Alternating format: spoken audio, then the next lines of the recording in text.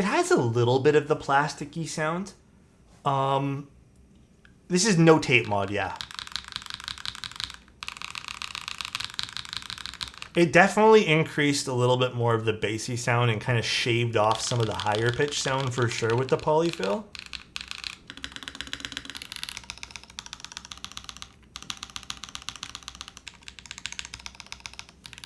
Yeah, it's a satisfying plastic sound. I would say like, it almost reminds me of like a Bauer Light sound profile at this point.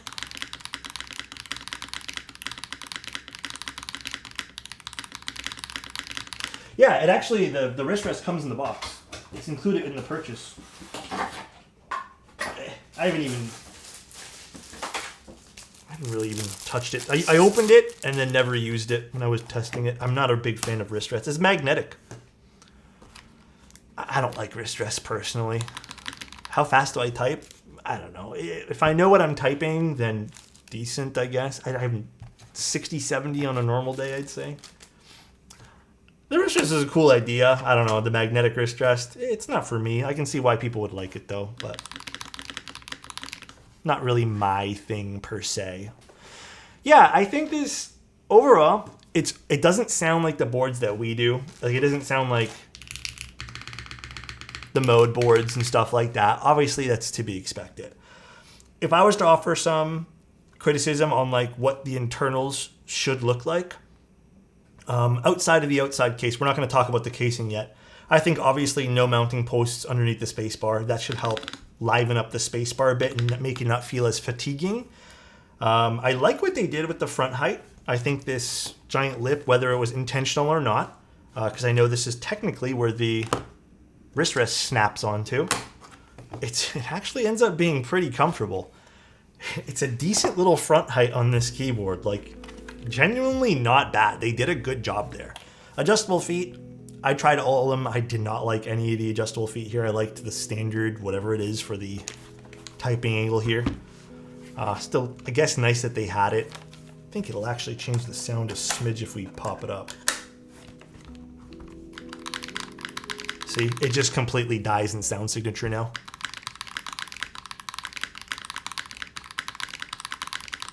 Because now there's space underneath it.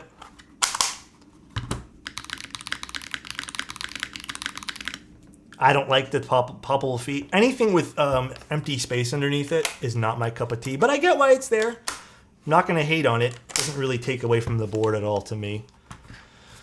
It's white or black, that's it, and I think the white's a premium. But yeah, it's not terrible. It's not bad at all. I like what they did here. They obviously were listening. They've made a decent product. Even out of the box, it sounded good. It's a promising product. I like what Razer did here. It's pretty good. I still think it needs a little bit of work. That's it. Cone feet. Oh my God, cone feet. They want to take glorious market share. Yeah, other than, okay, so let's go back to that. Other than the internals, the space bar, I think they need to chop the gasket off, leave this completely empty.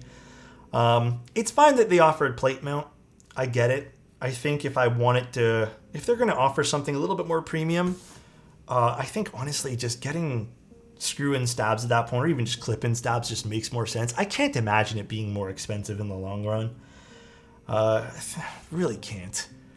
I think also increasing the density of the bottom of the plastic over here, or just adding something right over here, just something dense at the bottom of this. Again, I don't know what they do. It probably increased the price, obviously, but I feel like they probably could end up working with something like that. But aesthetic-wise, it's not bad. It's got a decent little side profile there. It's just a big block, big wedge. You can see the aluminum doesn't really create a great intersection with the plastic. So it's not like the most beautiful side profile you've ever seen, but again, I don't think it's supposed to be. And then when you plug it in, you got some RGB. Although I don't know how well the RGB is going to shine through now that we have...